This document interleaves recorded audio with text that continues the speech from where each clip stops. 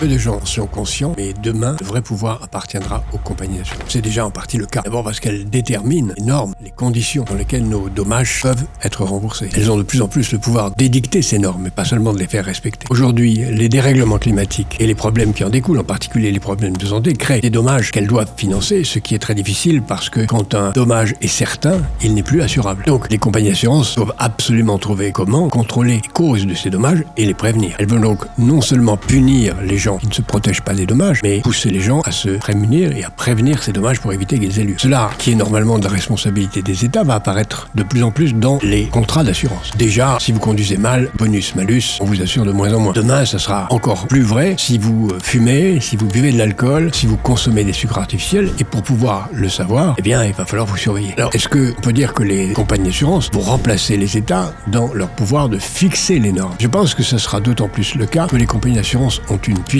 mondiale à la différence des États et qu'elles peuvent imposer des normes transfrontières. Et en plus, elles sont extrêmement mobiles et sont en train de s'allier, de s'organiser avec les compagnies technologiques dont elles sont les partenaires, les financiers, les maîtres ou les employés. Donc le pouvoir appartiendra de plus en plus, parmi d'autres pouvoirs, aux compagnies d'assurance alliées aux compagnies technologiques et sans doute aux entreprises de santé, en particulier pharmaceutiques. C'est pas forcément un mal si ça s'inscrit dans une évolution démocratique, de transparence, où chacun en tire le plus grand bénéfice pour lui-même.